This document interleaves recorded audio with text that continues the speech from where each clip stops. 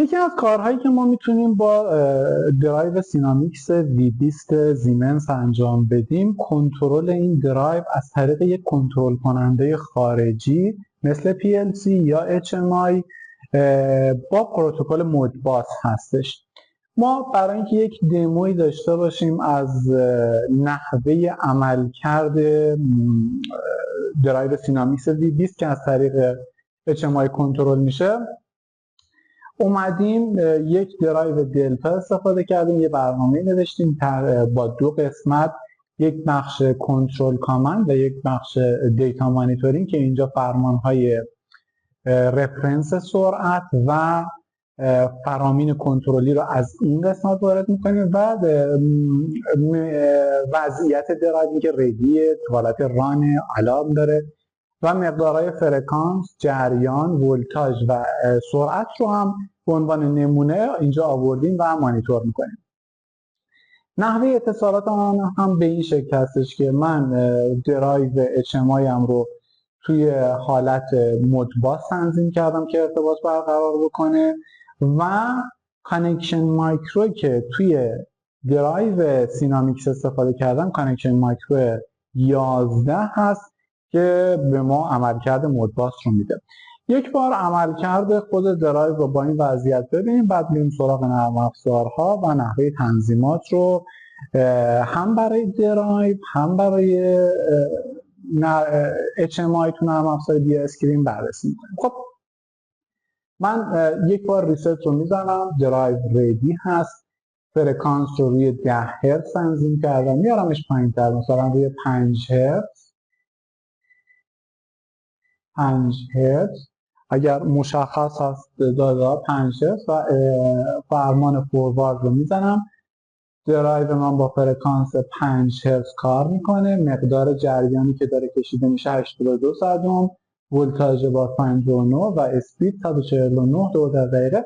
همین مقادیر رو من اینجا میتونم ببینم. الان اینجا همونطور که ملاحظه می‌فرمایید جریان 82 صدم هستش. یه دونه اوکی میزنم، مقدار فرکانس 5 هرتز هستش و مقدار ولتاژ هم 69، اینجا 59 و 60. پس تمام مقادیر درست هست. حالا فرمان ریورس رو میزنم. درایو من به صورت معکوس داره شروع میکنه حرکت کردن. منهای 149 صدم، منهای 4.99 صدم. استاپ فرکانس رو عوض میکنم، مثلا میذارم روی 35.89 هرتز اینتر و فوروارد.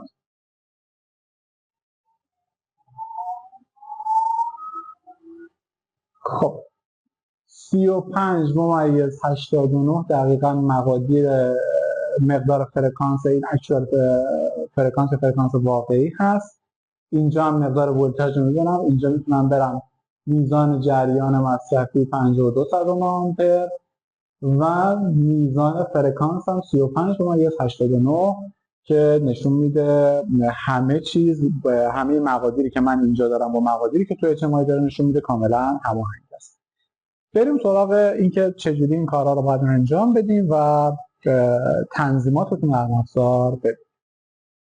خب همونطور که گفتم خدمتون، ما میخوایم با کانکشن مایکرو شماره 11 که کانکشن مایکروی هستش که هم مرجع فرمان هم مرجع فرکانس رو از پروتکل RS485 میگیره، مقادیری که بعد از اینکه ما رفتیم رو کانکشن مایکرو شماره 11 تنظیماتی که درایو برای من انجام میده به این صورت هستش. P0700 رو میذاره رو 5 که مرجع فرمان ها از RS485 باشه. منظورم استارت، استاپ، ریست.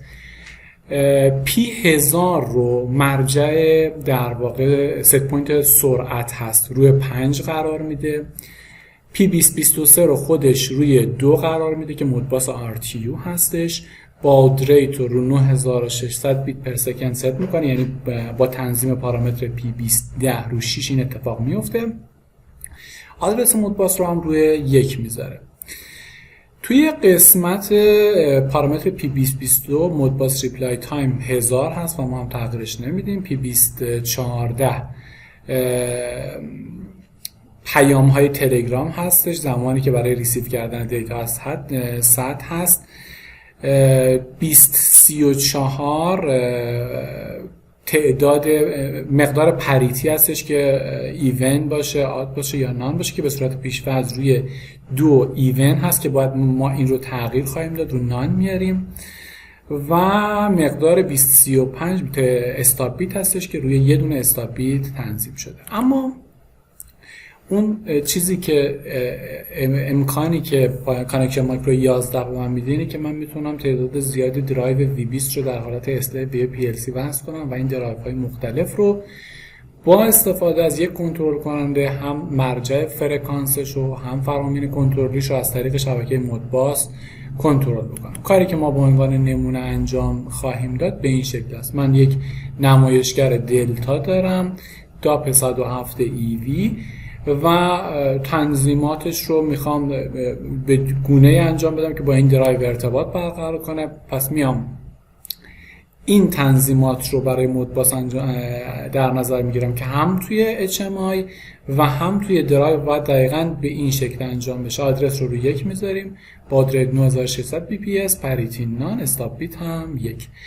اول میریم سراغ تنظیماتی که توی درایو باید انجام بدیم. ما میایم تو فرآیند کامیشنینگ، فعالسازی حالت کامیشنینگ رو داریم. یه LED سبز رنگی رو درایو هستش که اگر این حالت فعال بشه شروع به چشمک زن میکنه، که یعنی من رفتم تو حالت کامیشنینگ.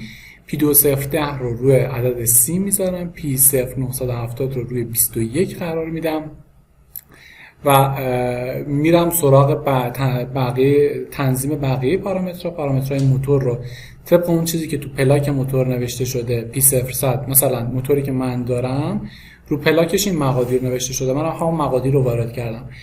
P0150 هرتز، ولتاژ موتور 400 ولت، جریان موتور 1.04، توان موتور 37 کیلووات، کوسینوس پی 7800 و RPM موتور هم 1370 دور در دقیقه هستش.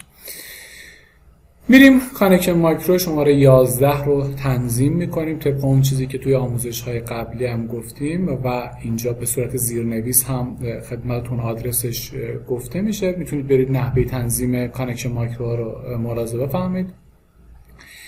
برای اینکه پارامترهای مودباس رو تنظیم بکنیم اول باید پارامتر P03 رو من روی عدد 3 بذارم که دسترسی به همه منوها داشته باشم. دوباره P0110 رو روی 1 میذارم که برم تو حالت کامیشنینگ. P0700 رو فقط چک میکنم چون بعد از اینکه کانکشن مایکرو انجام شده باشه یا روی 11 ست شده باشه اینا اتوماتیک خودشون انجام میشن، ولی فقط چک میکنیم. P3900 رو روی عدد 2 قرار میدیم که به منزله پایان فرایند کامیشنینگ است. به صورت پیش‌فرض P20 روی 69600 بیت پر سکند هست. نمیشه تنظیم در واقع باد ریت. مقدار P014 بسیار بسیار مهم هست. این مقدار باید روی عدد 0 تنظیم بشه. اگر این اتفاق نیفته من خطای F72 رو یا فالت F72 رو درایو میبینم و به من اجازه کار کردن نمیده. پس پارامتر P2014 حتما باید رو 0 تنظیم بشه. P2021 اتوماتیک رو 1 هست. P2022 روی 1000 هستش و P2023 روی 2. بعد از اینکه این کار رو انجام دادیم یک بار بهتره درایو ریست بشه که این تنظیمات تو درایو بشینه. بعد از بالا آمدن درایو P2034 رو 0 قرار میدم که تو حالت نو پریتی باشم. به صورت پیش‌فرض پریتی رو ایونه. 235 رو هم رو 1 قرار میگیرم که تو حالت استاب بیت باشم. این کل فرآیندی که من باید تو درایو انجام بدم. اما توی نرم افزار داپ سافت یا دی اسکرین فرق نمیکنه. HMI هم رو انتخاب میکنم. DAP 107 EV هست مدلی که ما داریم باش کار میکنیم. تنظیمات مربوط به درایو رو به این صورت، من یه مقدار این رو بزرگتر بکنم که بهتر دیده بشه. یه لینک نیمی با کام 2 این تنظیمات رو انجام میدیم. یه لینک نیمی انتخاب میکنیم. من اسمش رو گذاشتم سینامیکس V20 HMI. منیوفکچرر رو مودباس میذارم، سریز رو 984 RTU مستر میذارم.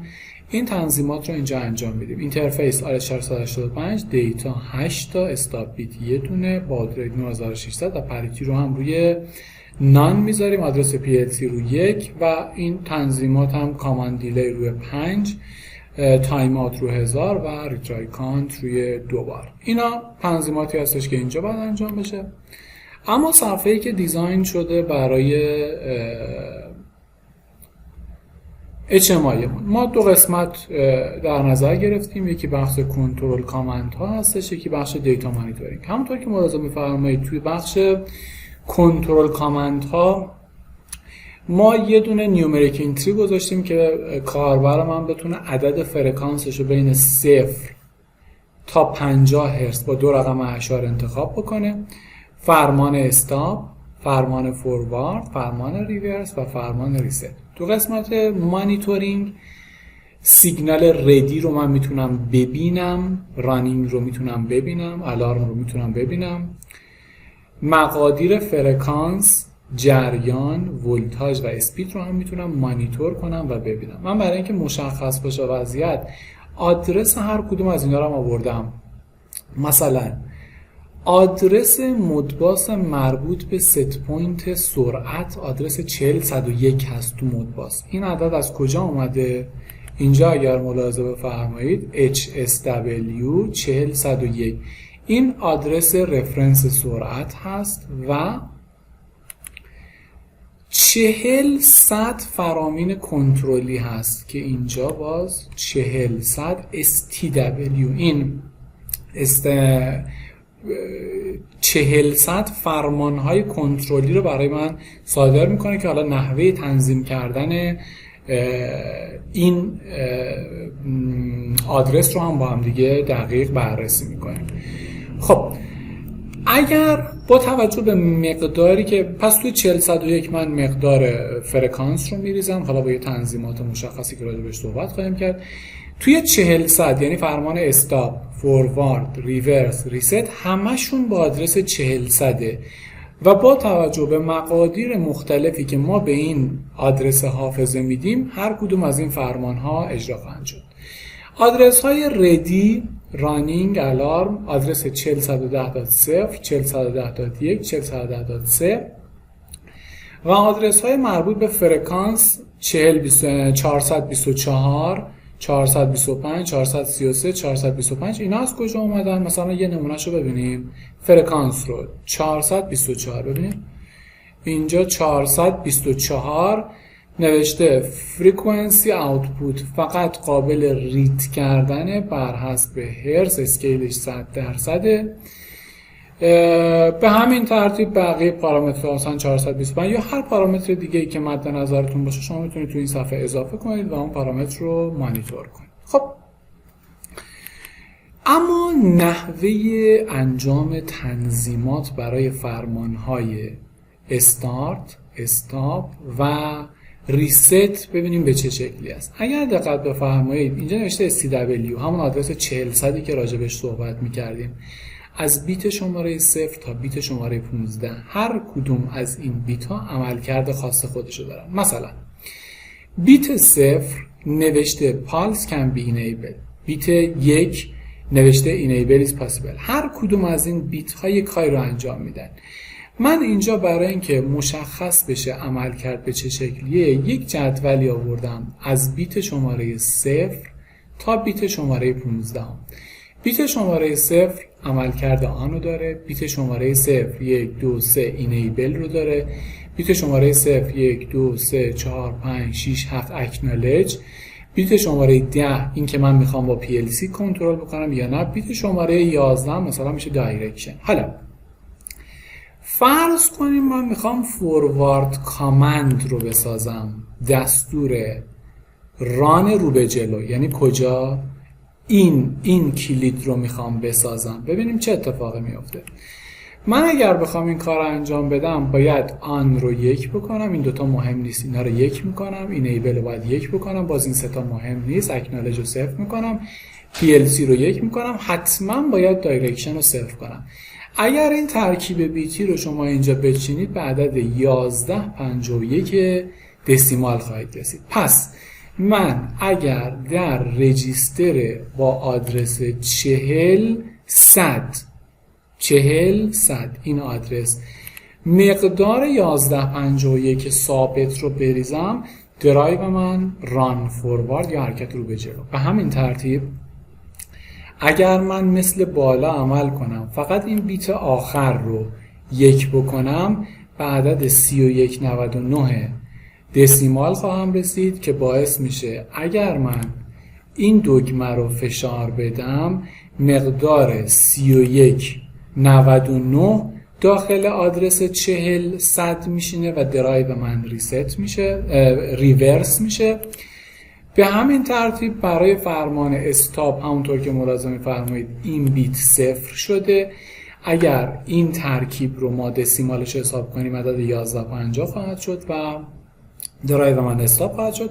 برای ریست کردن مثلا فرض کنید اگر ما فالتی داشته باشیم همونطور که ملاحظه می‌فرمایید این بیت اکنالج رو من اینجا 1 میکنم، یعنی اگر عدد 1278 رو من داخل درایو داخل آدرس 40 اینجا آدرس 40 بریزم درایو من ریست میشه. پس این میشه نحوه درست کردن کامنت های فوروارد، ریورس، استاپ و ریست. و اگر من تو نرم افزار هم ببینم اینجا ملاحظه بفرمایید برای استاپ من یک کلیدی گذاشتم و مقدارش رو اینجا روی 1150 ست کردم. این عدد از اینجا اومده، استاپ از اینجا اومده برای و میبینید یه اسمش از ست کانستنت، یعنی کلیدی که استفاده کردم کلید ست کانستنت هست، یه مقدار ثابت رو بریز. یا برای فوروارد اگر ملاحظه بفرمایید 1151 اینجا فوروارد 1151 برای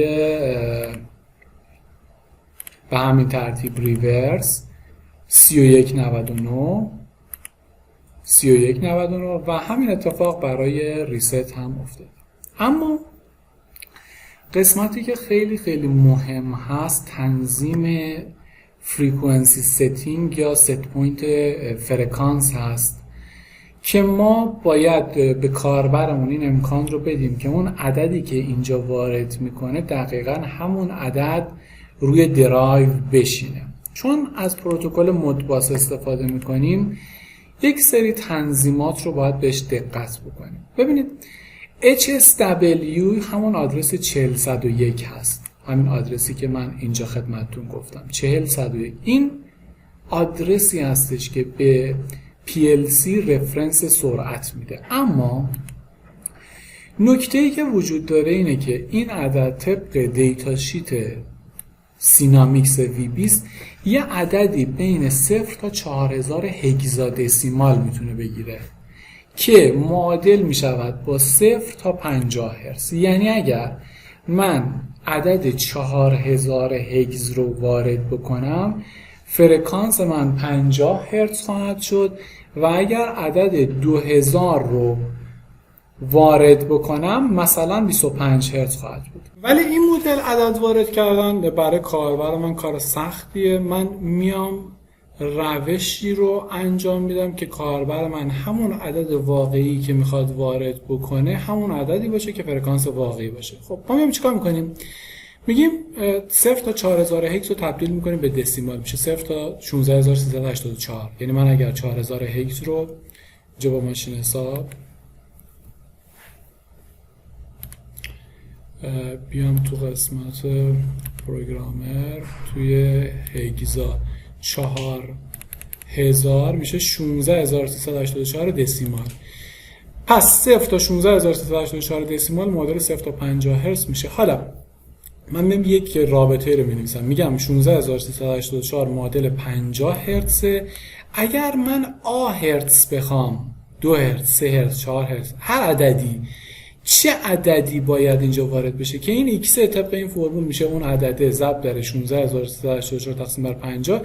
یعنی من اگر عدد فرکانس مد نظرم رو در 327.68 ضرب بکنم اون عددی خواهد بود که میره توی 4001 میشینه و اون فرکانس درست رو به من میده. حالا چجوری باید این رو توی نرم افزار دی اسکرین وارد کنم؟ این قسمت رو من یه ذره بزرگش بکنم که بهتر دیده بشه.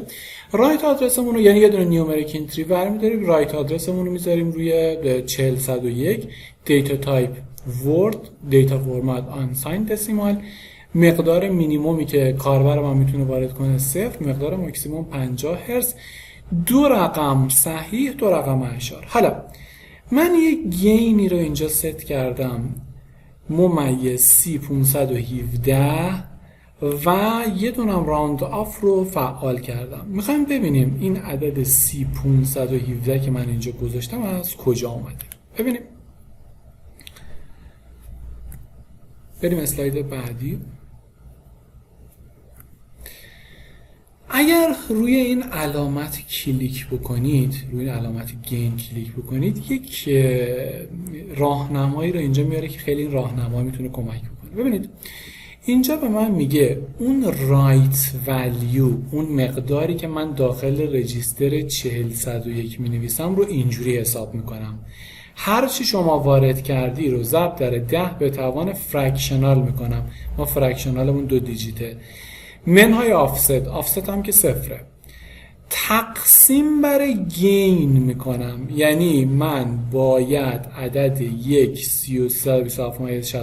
رو 1 رو تقسیم بر یعنی معکوس این رو حساب بکنم، اینجا وارد بکنم که اگر دقت بفرمایید عدد 50 رو اگر کاربر من وارد کنه با این فرمولی که ما اینجا نوشتیم، رایت ولیو من میشه 16384، یعنی دقیقاً اون مقداری که 50 هرتز رو به من میده.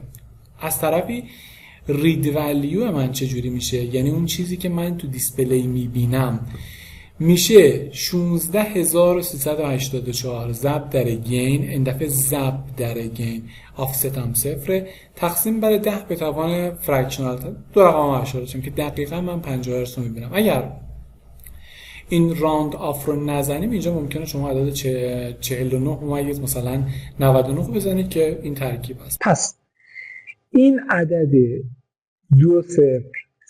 ممیز مثلا 517 نتیجه این تقسیم هست که من این تقسیم رو به صورت گین اینجا وارد کردم. بسیار عالی. بریم تو نرم افزار دی اسکرین دقیقاً این مورد رو ببینیم. ببینید من اینجا 4011 ورد آنساین دسیمال 0 تا 50 هرتز دو رقم اشاره. این نقطه C517 دقیقاً این مقداری هستش که اینجاست. من اگر اینجا رو 50 هرتز قرار بدم با این تنظیماتی که هست دقیقاً رایت ولیو من میشه 16384 با توجه به اینکه گین رو روی این عدد ست کردم و رید ولیو من هم دقیقاً میشه 50 که دقیقاً اون نتیجه مطلوبی هستش که به من میده و کاربر من با وارد کردن مقدار واقعی فرکانس میتونه عدد واقعی فرکانسش رو توی درایو تنظیم بکنه و به اون عدد برسه. امیدوارم مطالبی که ما توی این ویدیو خدمتتون گفتیم مورد استفادهتون قرار بگیره و بتونید حالا با توجه به نیاز پارامترهای مختلف رو برای مانیتورینگ و همچنین کنترل روی درایو HMI یا PLC که دارید بتونید به راحتی تنظیم بکنید و استفاده کنید.